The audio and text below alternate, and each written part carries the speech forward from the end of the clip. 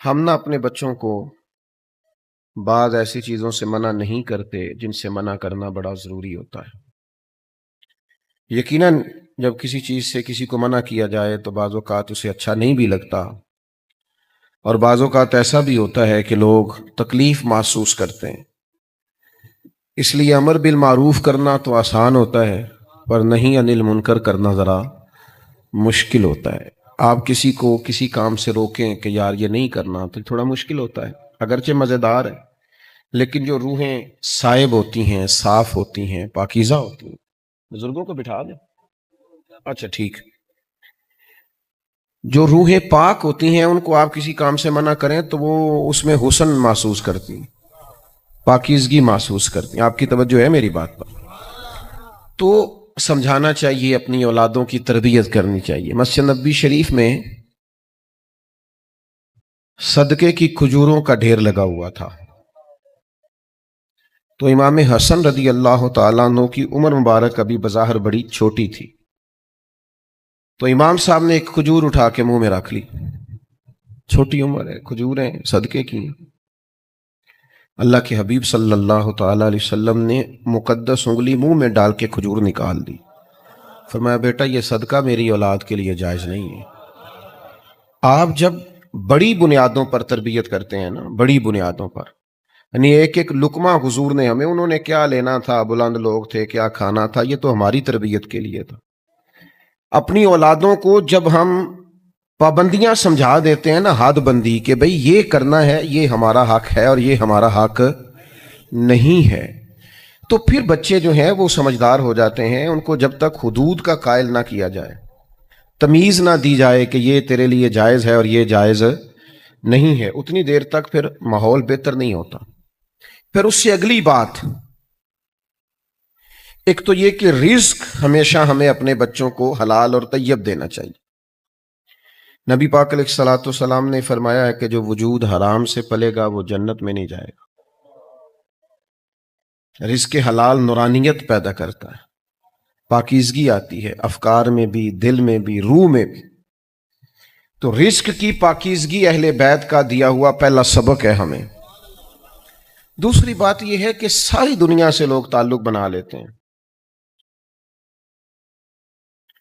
ساری دنیا سے رشتہ مضبوط کر لیتے ہیں، سب پتہ چل جاتا ہے۔ اب تو ہمارے سوشل میڈیا پہ بڑے دوست ہوتے ہیں، مختلف ذرائع سے ہم بڑی دوستیاں کرتے ہیں، سب جگہ تعلق بناتے ہیں، اللہ سے اپنا رشتہ نہیں بناتے، اپنے مالک کے ساتھ اپنا تعلق نہیں جوڑتے۔ اللہ سے تعلق جڑا ہوا ہو نا، مشکل آئے بندہ مصلی بچھائے، عبادت کرے، اپنے رب سے دعا مانگے۔ لوگوں سے تو آپ 2-3 دفعہ کام کہیں تو وہ کہتے ہیں تیرا کام ہو گیا ہے، ناراض ہونے لگ جاتے ہیں۔ 2-3 دفعہ آپ، چلو ایک آدھ دفعہ کوئی کر دیتا ہے، دوسری تیسری دفعہ بتائیں تو لوگ بگڑ جاتے ہیں۔ لیکن وہ میرے مالک کریم کی عالی مرتبت بارگاہ ہے کہ حضور فرماتے ہیں رب سے جتنی دعائیں زیادہ مانگو اتنا زیادہ راضی ہوتا ہے۔ مانگو اللہ سے۔ آپ اہل بیت اطہار کا یہ بھی پاکیزہ اسوہ دیکھیے کہ نبی کریم صلی اللہ تعالی علیہ وسلم نے اپنے خاندان کو اللہ سے جوڑا ہے۔ ان کے دلوں کے اندر عبادت، ریاضت، ایک تو رزق حلال ان کا اسوہ حسنہ ہے، دوسری بات یہ کہ عبادت کا منہج، یعنی نبی پاک علیہ السلام بڑی چھوٹی عمریں تھیں، ان کو مسجد میں ساتھ لے جاتے تھے، نماز کی ترغیب حضور دلاتے، عبادت کی طرف توجہ ہوتی۔ اس کا نتیجہ یہ نکلا کہ امام حسن اور حسین دونوں فرض نماز کے علاوہ 100 رکعت نماز نفل روز پڑھا کرتے تھے، بعض روایات کے مطابق، کم زیادہ کی روایتیں نہیں ہیں۔ آج کل ہمیں نعت خواں ملتے ہیں، خطیب ملتے ہیں، پیر ملتے ہیں، کہتے ساڑی نسبت بڑی تگڑی۔ اچھا جناب، تو پھر نسبت تگڑی ہے تو نمازیں گول ہیں؟ نہیں سمجھ آئی؟ وہ پڑھ کے ہوندے نے تے باقی جا کے پڑھ دیں۔ او بھائی نماز سے بھی جس کی نسبت مضبوط ہوتی ہے اس کی تو ذمہ داری زیادہ ہوتی ہے، جس کی نسبت مضبوط ہوتی ہے اس کی ذمہ داری۔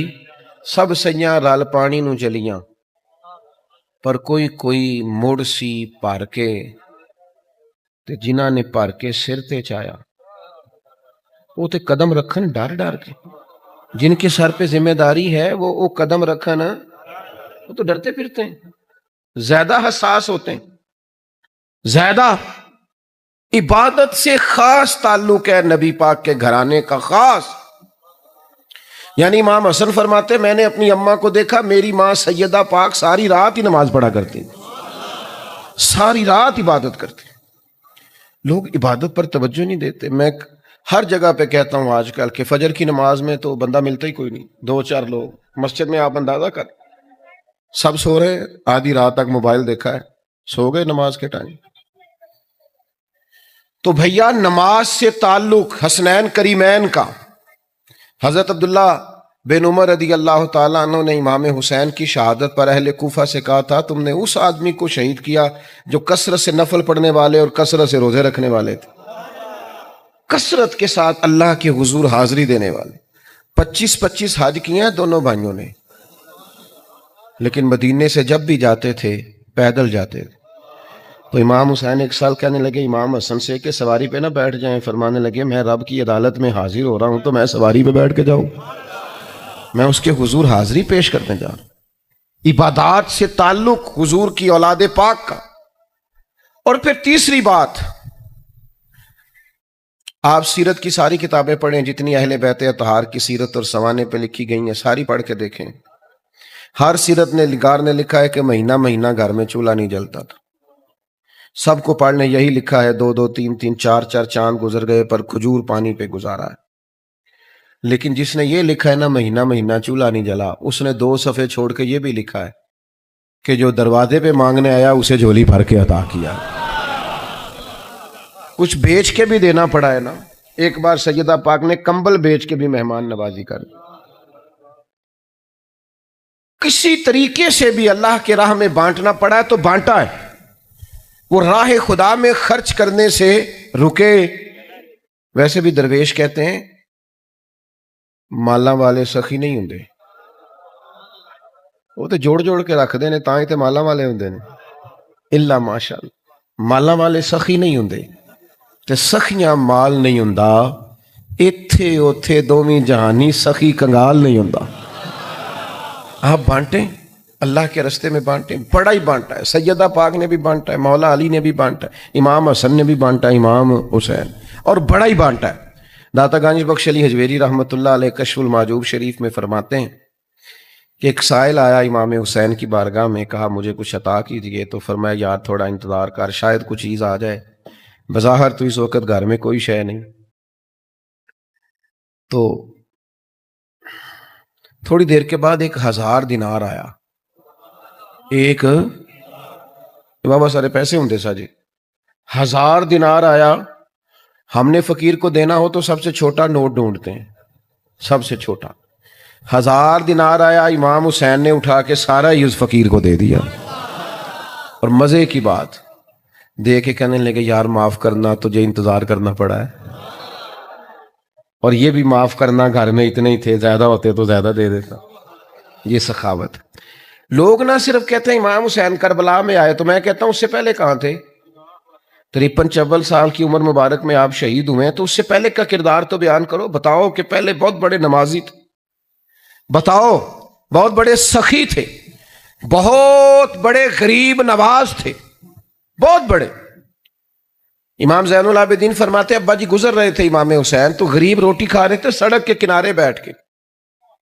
جیڑی روٹی ہوندی ہے نا گھروں دوپہرے ڈیرے تے سویر دا بندہ کام لگا ہوئے تو جیڑی وہ روٹی سوادی ہوندی ہے نا، وہ جیڑے ہوٹل تے جا کے بندے نخرے کردے نے نا، وہ دا سواد نہیں.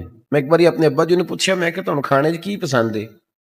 کہنے لگے پتر بھوک لگی ہوئے تے سارا کچھ ہی، تے جے بھوک نہ لگی ہوئے پھر نخرے ہی نخرے. اے نہیں کھانا تے میں بھوک لگی ہوئے تے چار دا بھی بڑا ہی سواد ہے، تے جے نہ لگی ہوئے پھر میں نہیں کھانا، مینوں پسند نہیں. غریب. وہ میرے پاس ایک بچہ پڑھتا تھا ہمارے مدرسے میں، تو اب گھر والوں کو بڑا تانگ کرتا تھا، اتنا خرچہ بھیجو، یہ کرو وہ کرو. تو مدرسے میں مزدور کام لگے ہوئے تھے. میں نے اسے کہا بیٹا ادھر آ، تجھے دکھاؤں کھانا مزیدار کون کھاتا ہے. تو میں نے اسے کہا وہ دیکھ سامنے کھانا کھانے لگے ہیں مزدور. تو وہ پونے کھولے انہوں نے، وہ جو سالن سولن چار ہوتا ہے پونے کو بھی لگ جاتا ہے کافی سارا. پھر انہوں نے ہاتھ دھوئے، پونا کھولا، پھر وہ کوئی چھوٹا سا کپڑا بچھا کے بیٹھ گئے، بسم اللہ شریف پڑھی. صحیح دعا نہ بھی نہ آتی ہو ان لوگوں کو، کھانا کھانے سے پہلے کی اور کھانا کھانے کے بعد کی، لیکن وہ جب کھا کے آسمان کی طرف دیکھتے ہیں تو لگتا ہے رواں رواں شکر ادا کر رہا ہے، رواں رواں شکر ادا ڈھل جاتے ہیں، مالک تیرا شکر، شکر ہے یا اللہ۔ یہ غریب کے ساتھ آپ وہ اصل لطف ہی وہ ہے کھانے کا۔ تو سرکار امام زین العابدین رضی اللہ تعالیٰ عنہ فرماتے ہیں کہ میرے والد گرامی سیدنا امام علی مقام گزر رہے تھے، تو غریب آدمی سڑک کنارے بیٹھ کے روٹی کھا رہے ہیں، تو امام صاحب سے کہنے لگے حضور آ جائیں۔ کہتے ہیں امام صاحب فٹافٹ گھوڑے سے نیچے اتر آئے، غریبوں کے ساتھ کافی دیر بیٹھے رہے، کھانا بھی تھوڑا بہت کھایا۔ میں نے بعد میں عرض کی ابا جی یہ پہلی دفعہ ہوا ہے، آپ کھانا ابھی گھر سے کھا کے اور پھر کھانا شروع کر دیا؟ تو آپ فرمانے لگے بیٹا مجھے بھوک نہیں تھی، لیکن میں نے تو جو کیا ان غریبوں کا دل رکھنے کے لیے کیا۔ یہ غریب دل خوش ہو گیا ان کا، تو وہ غریب نواز تھے، لوگوں غرباء سے پیار کرنے والے، ان سے محبت کرنے والے، ان کے ساتھ تعلق کے خاطر رکھنے والے، دل جوئی کرنے والے، عبادت گزار تھے، سخی تھے، غریب نواز تھے، اور پھر بہادر بڑے تھے امام حسن اور حسین۔ آج کل نہ چھپکلی دیکھ کے بھی لوگ چیخے مار جاتے ہیں، کاکروچ دیکھ کے بھی بندے گھروں میں چیخیں، تو یہ برگر فیملی کی علامت ہے کہ جی ہم بڑے امیر ہیں لہذا ہم نہ وہ جی چھپکلی کیا ہو گیا جی گھر سے وہ جی وہ کاکروچ نکل آیا ہے تو چیخے کو مار رہے ہیں۔ کاکروچ کھا جاتا ہے بندہ کہ چھپکلی کھا جاتی؟ صرف یہ معاملہ ہے کہ ہم بڑے امیر ہیں اور نیا نیا پیسہ آیا اور ہم بڑے پڑھے لکھے ہیں لہذا کاکروچ سے ڈر رہے ہیں۔ ان کو جا کے ملو نا کھیتوں میں جو فصلیں لگا رہے ہیں، جن کی وجہ سے لوگ گندم اور چاول کھاتے ہیں، ان سے پوچھو ذرا وجود پہ کیا کچھ لگ جاتا ہے۔ لیکن بعد میں گاؤں سے آ کر پڑھنے والے بھول ہی گئے کہ کس کی ماں نے کتنا زیور بیچا تھا، پھر لوگ اپنی اصل ہی بھول جاتے ہیں اور کہانیاں سناتے ہیں اور باتیں کرتے ہیں۔ تو بھائی بچوں کو بہادری سکھاؤ، بہادری۔ آپ غلط ہے کام جو اماں کرتی ہے، کہتی ہے بیٹا سو جا بلی آ گئی ہے، جو بلی سے ڈرے گا کل کو شیر کا مقابلہ کیسے کرے گا؟ اسے دلیر بنائیں، دلیر۔ کیا سنانا چاہیے بچوں کو؟ تو ایک شاعر نے کہا تھا سناؤ اپنے بچوں کو قصے خیبر و خندق کے، سناؤ اپنے بچوں کو قصے خیبر و خندق کے، کہانی سن کے حیدر کی دلوں سے ڈر نکلتے ہیں، کہانی سن کے حیدر کی دلوں سے شیر بن جائیں گے۔ اس لیے میں نے بہت پہلے کہا تھا، بہت پہلے، پھر کہتا ہوں آج، بڑے سال پہلے ایک بات کی تھی، بڑے لوگوں کو یاد ہو گئی۔ میں نے کہا تھا ہم ہائے حسین والے نہیں، ہم او ماشاءاللہ تو ہم تے گل ہوندی ہے، ہم ہائے حسین والے نہیں، ہم واہ حسین والے۔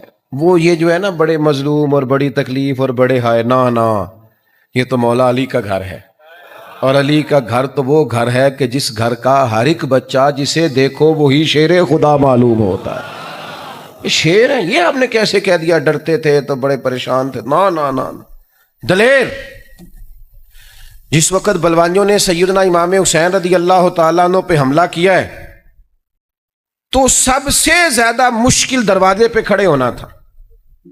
بلوائی آئے ہوئے تھے تلواریں لے کے، تو دروازے سے داخل ہونا تھا، انہوں نے سیدنا امام حضرت عثمان غنی کو شہید کرنے کے لیے۔ تو این جہاں سب سے زیادہ خطرہ تھا نا، وہاں حضرت مولا علی نے امام حسن اور حسین کی ڈیوٹی لگائی۔ فرمایا بیٹا گویا یہ تمہارے خالو ہیں عثمان غنی، کوئی شر پسند دن تک جانا نہیں چاہیے۔ سب سے خطرے والی جگہ پہ امام حسن اور حسین کی ڈیوٹی لگائی۔ فلانا جی شہزادہ ہے، اچھا جناب، تو کس طرح کا شہزادہ ہے؟ کہتے ہیں اس کا ٹیشو کوئی اٹھاتا ہے، گاڑی کا دروازہ کوئی اور بند کرتا ہے، پانی کی بوتل کوئی اور پکڑتا ہے، تو پھر آپ اس سے توقع رکھتے ہیں یہ کل کو میدان میں اترے گا؟ نا، اس سے سخت جان بنائے۔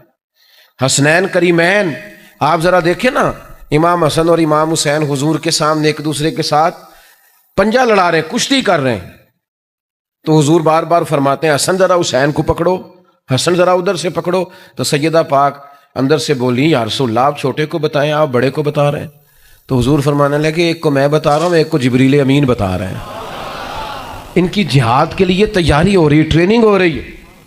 یہ جذبات، بہادری، دلیری معاملہ فہمی تدبر